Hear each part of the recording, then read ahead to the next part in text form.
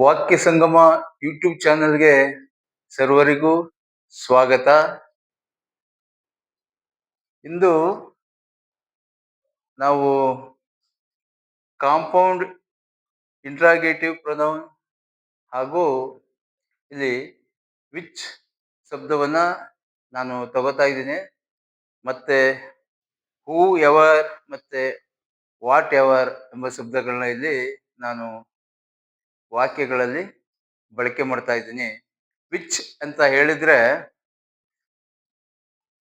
ಹೆಚ್ಚು ವ್ಯಕ್ತಿಗಳು ಹಾಗೂ ತುಂಬಾ ವಸ್ತುಗಳಲ್ಲಿ ಕರಾರುವಕ್ಕಾಗಿ ಅವುಗಳಲ್ಲಿ ಯಾವುದು ಎಂಬ ಪ್ರಶ್ನೆ ಮಾಡುವಾಗ ವಿಚ್ ಶಬ್ದವನ್ನ ನಾವು ಬಳಸ್ತೀವಿ. Which is used of both person and things. It implies A question. ಇಲ್ಲಿ ಇಂಪ್ಲೈ ಅಂದ್ರೆ ನಾವು ಪರೋಕ್ಷವಾಗಿ ಸೂಚಿಸ್ತಕ್ಕಂಥದ್ದು, ಪರೋಕ್ಷವಾಗಿ ಹೇಳ್ತಕ್ಕಂಥ ಈ ವರ್ಬ್ ಅನ್ನ ನಾನಿಲ್ಲಿ ತಗೊಂಡಿದ್ದೀನಿ. ಇದು ಪರೋಕ್ಷವಾಗಿ ಹೇಳ್ತಕ್ಕಂಥದ್ನ ಇಲ್ಲಿ ವಿಚ್ ಅನ್ನೋ ಶಬ್ದವನ್ನ ನಾವು ಬಳಕೆ ಮಾಡ್ತಾ ಇದ್ದೀವಿ. Which of the deserts did you have. Deserts ಅಂದ್ರೆ ಮರಳುಗಾಡು ಅಂತೇಳಿ ಅರ್ಥ ಬರ್ತದೆ. Which of the deserts did you have. ಈ ಡೆಸರ್ಟ್ ಅಂದ್ರೆ ಮರಳುಗಾಡಿನಲ್ಲಿ ನೀವು ಯಾವುದನ್ನ ಹೊಂದಿದ್ದೀರಿ ಎಂಬ ಈ ವಾಕ್ಯದ ಅರ್ಥ ಆಗಿರ್ತದೆ. ಎರಡನೇ ವಾಕ್ಯ, which of your parents do you feel closer to. ನಿಮ್ಮ ಪೇರೆಂಟ್ಸ್ ಅಲ್ಲಿ ಅಂದ್ರೆ ನಿಮ್ಮ ತಂದೆ ತಾಯಿಗಳಲ್ಲಿ, ನಿಮ್ಮ ಬಂಧು ಬಳಗದಲ್ಲಿ ನಿಮಗೆ ಯಾರು ಹತ್ತಿರವಾಗಿರ್ತಾರೆ, ಯಾರು ಆತ್ಮೀಯವಾಗಿದ್ದಾರೆ ಎಂಬ ಪ್ರಶ್ನೆಯನ್ನ ಇಲ್ಲಿ ಮಾಡ್ತಾ ಇದೆ. Which of the boys saw him. ಈ ಹುಡುಗರಲ್ಲಿ ಯಾರು ಅವನನ್ನ ನೋಡಿದ್ರು ಅನ್ನೋ ಅರ್ಥ ಇಲ್ಲಿ ಬರ್ತಾ ಇದೆ. ನಾಲ್ಕನೇ ವಾಕ್ಯ, which of these books is yours. ಈ ಬುಕ್ಗಳಲ್ಲಿ ನಿಮ್ಮದು ಯಾವುದು ಎಂಬ ಈ ಅರ್ಥವನ್ನ ಈ ಒಂದು ವಾಕ್ಯಕ್ಕೆ ಕೊಡ್ತಾ ಇದೆ. Which of the picture do you like best. ಈ ಫಿಲಂಗಳಲ್ಲಿ, ಚಿತ್ರಗಳಲ್ಲಿ ನಿಮಗೆ ಉತ್ತಮವಾದದ್ದು ಯಾವುದು ಅಂತ ಇಲ್ಲಿ ಐದನೇ ವಾಕ್ಯ ಅರ್ಥವನ್ನ ಕನ್ನಡಕ್ಕೆ ಕೊಡ್ತಾ ಇದೆ. ಆರನೇ ವಾಕ್ಯ, which of you has done these. ನೀನು ಯಾವುದನ್ನ, ಇವುಗಳಲ್ಲಿ ಯಾವುದನ್ನ ನೀನು ಮಾಡಿದೆ ಅನ್ನೋ ಅರ್ಥವನ್ನ ಇಲ್ಲಿ ಕೊಡ್ತಾ ಇದೆ. ಏಳನೇ ವಾಕ್ಯ, which hand do you write with. ನಿಮ್ಮ ಕೈಗಳಲ್ಲಿ ಯಾವುದನ್ನ ಬರೆಯಲು ಉಪಯೋಗಿಸ್ತೀಯಾ ಅನ್ನೋ ಅರ್ಥವನ್ನ, ಇಲ್ಲ ಯಾವ ಕೈಯಿಂದ ಬರೆಯುತ್ತೀಯಾ ಎಂಬ ಅರ್ಥವನ್ನ ಇದು ವಾಕ್ಯ ಕೊಡ್ತಾ ಇದೆ. Which will you take. ಯಾವುದನ್ನ ನೀನು ತಗೋತೀಯ, ಎತ್ಕೋತೀಯ ಅನ್ನೋ ಅರ್ಥವನ್ನ ಕೊಡ್ತಾ ಇದೆ, ಆಯ್ಕೆ ಮಾಡ್ತೀಯ ಅಂತೇಳಿ. Which of the forest did you have. Forest ಗಳಲ್ಲಿ ಯಾವುದನ್ನ ನೀವು, ಯಾವ ಫಾರೆಸ್ಟ್ ಅನ್ನು ಹೊಂದಿದ್ದೀರಿ ಎಂಬ ಅರ್ಥವನ್ನ ಕೊಡ್ತಾ ಇದೆ.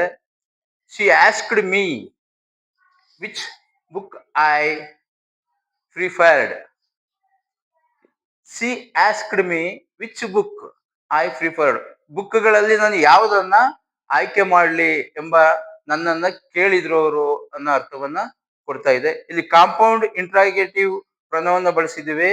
10ನೇದು, whoever told you so. ಹಾಗೆ ಯಾರು ನಿಮ್ಗೆ ಮಾತಾಡಿದ್ರು ಎಂಬ ಅರ್ಥವನ್ನ ಕೊಡ್ತಾ ಇದೆ ಇಲ್ಲಿ ಪ್ರಶ್ನೆಯಾಗಿ. 11ನೇದು, whatever are you doing. ಏನಾದ್ರೂ ನೀನು ಮಾಡುತ್ತಾ ಇದ್ದೀಯಾ ಎಂಬ ಅರ್ಥವನ್ನ ಇಲ್ಲಿ ಈ ವಾಕ್ಯಕ್ಕೆ ಕೊಡ್ತಾ ಇದೆ. ಹೀಗೆ ನಾವು ಪ್ರಶ್ನಾ ಅರ್ಥ ವಾಕ್ಯಗಳಲ್ಲಿ ವಿಚ್ ಶಬ್ದವನ್ನ ಈ ರೀತಿ ಬಳಕೆ ಮಾಡ್ತೀವಿ. ಅದರಲ್ಲಿ ಹೆಚ್ಚು ವಸ್ತುಗಳು ಹಾಗೂ ಹೆಚ್ಚು ಜನರ ನಡುವೆ, ವ್ಯಕ್ತಿಗಳ ನಡುವೆ ಯಾರಾದರೂ, ಅಲ್ಲಿ ಯಾರಾದರನ್ನ ನಾವು ಇಲ್ಲಿ ಆಯ್ಕೆ ಮಾಡೋದಿಕ್ಕೆ ವಿಚ್ ಆಫ್ ನಾವು ತಗೋತಾ ಇದೀವಿ. ಈಗ ಡೆಸರ್ಟ್ ಅಂತ ತಗೊಂಡಿದ್ವಿ, ಕಾಡು, ಈಗ ಮರಳುಗಾಡು ತುಂಬಾ ಇರ್ಬೋದು. ಅದರಲ್ಲಿ ಯಾವ ಮರಳುಗಾಡು ನಮ್ಮ ದೇಶಕ್ಕೆ, ನಾವು ಇರುವ ವಾಸಿಸುವ ಆ ಪ್ರದೇಶದಲ್ಲಿ ಹೊಂದಿದ್ದೇವೆ ಎಂಬ ಅರ್ಥವನ್ನ ಇಲ್ಲಿ ಕೊಡ್ತಾ ಇದೆ. ಹಾಗೆ ವಿಚ್ ಆಫ್ ಯುವರ್ ಪೇರೆಂಟ್ಸ್ ಅಂದ್ರೆ ಪೇರೆಂಟ್ಸ್ ನಮ್ಗೆ ಇರ್ತಾರೆ, ತಂದೆ ತಾಯಿಗಳು. Do you feel closer to. ನಿಮ್ಗೆ ಹತ್ತಿರವಾಗಿ, ನಿಮ್ಗೆ ಆತ್ಮೀಯವಾಗಿರೋರು ಯಾರು ಎಂಬ ಅರ್ಥವನ್ನ ಇಲ್ಲಿ ಹೀಗೆ ಕೊಡ್ತಾ ಇದೆ. ಈ ರೀತಿ ನೀವು ಪ್ರಶ್ನೆಗಳನ್ನ ಮಾಡ್ಕೊಂಡು ಹೋಗ್ಬೋದು. ನಿನ್ನೆ ಕೂಡ ಈ ಇಂಟ್ರಾಗೇಟಿವ್ ನಲ್ಲೇ ನಾನು ತುಂಬಾ ವಾಕ್ಯಗಳನ್ನ ಮಾತನಾಡಿದ್ದೆ. ಹೀಗೆ ಇವತ್ತು ಇಂಟ್ರಾಗೇಟಿವ್ ನಾನು ಸಾಧಾರಣವಾಗಿ ಮುಗಿಸ್ತಾ ಇದ್ದೀನಿ. ಇನ್ನು ಬರೋ ಇಂಟ್ರಾಗೇಟಿವ್ಸ್ ಎಲ್ಲ ಬರೋದೆಲ್ಲ ನಮಗೆ ಅಸರ್ಟಿವ್ ಸೆಂಟೆನ್ಸ್ ನಲ್ಲಿ ನಾನು ಮತ್ತೆ ಡೂ ಶಬ್ದವನ್ನ ಬಳಸಿ ಪ್ರಶ್ನಾರ್ಥಕ ವಾಕ್ಯಗಳನ್ನ ಮಾಡ್ಬೋದು. ಮತ್ತೆ ಇತರೆ ಶಬ್ದಗಳನ್ನ ಅಂದ್ರೆ ನಾವು ಹೆಚ್ಚಾಗಿ ನಿಮಗೆ ಆ ಅರ್ಥ ಆಗದೆ ಇರತಕ್ಕಂಥದ್ದು ಕೆಲವು ಬಹಳ ಕ್ಲಿಷ್ಟಕರವಾದಂತ ಶಬ್ದಗಳನ್ನ ನಾನು ವಾಕ್ಯಗಳಲ್ಲಿ ಅಂದ್ರೆ ಫ್ರೇಜ್ ವರ್ಬುಗಳನ್ನ ಬಳಕೆ ಮಾಡೋದನ್ನ ಪ್ರಯತ್ನ ಮಾಡ್ತೀನಿ. ಹೆಚ್ಚು ಹೆಚ್ಚು ವಿಚಾರಗಳನ್ನ ನಾನು ಇಲ್ಲಿ ತರೋ ಪ್ರಯತ್ನವನ್ನ ಮತ್ತೆ ನಾಳಿನ ಈ ವಾಕ್ಯ ಸಂಗಮ ಯೂಟ್ಯೂಬ್ ನಲ್ಲಿ ಮಾಡ್ತೀನಿ. ಇದನ್ನ ನೀವು ವಾಕ್ಯ ಸಂಗಮವನ್ನ ಸಬ್ಸ್ಕ್ರೈಬ್ ಮಾಡಬೇಕು. ಹಾಗೆ ವಾಕ್ಯ ಸಂಗಮದಲ್ಲಿ ನೀವು ಕೇಳ್ತಕ್ಕಂಥ ಪಾಠ ನಿಮಗೆ ಎಷ್ಟು ಇಷ್ಟ, ಅದರಲ್ಲಿ ಏನ್ ಕಲಿತಾ ಇದ್ದೀರಾ, ಅದರ ಉಪಯೋಗ ಆಗಿದೆಯಾ ಎಂಬುದ್ರ ಬಗ್ಗೆ ನೀವು ಕಾಮೆಂಟ್ ಮಾಡ್ಬೋದು. ಮತ್ತೆ ಕಾಮೆಂಟ್ ನಲ್ಲಿ ಬೇಕಾದದ್ದನ್ನು ಕೂಡ ನಿಮ್ಗೆ ಕೇಳಬಹುದು. ಅದಕ್ಕೆ ನಾವು ಪಾಠ ಕೊಡೋದಿಕ್ಕೆ ನಾನು ಯಾವಾಗಲೂ ರೆಡಿ ಇರ್ತೇನೆ ಅನ್ನೋದನ್ನ ಹೇಳ್ತಾ ಇಂದಿನ ಪಾಠವನ್ನ ನಾನು ಮುಗಿಸ್ತಾ ಇದ್ದೇನೆ.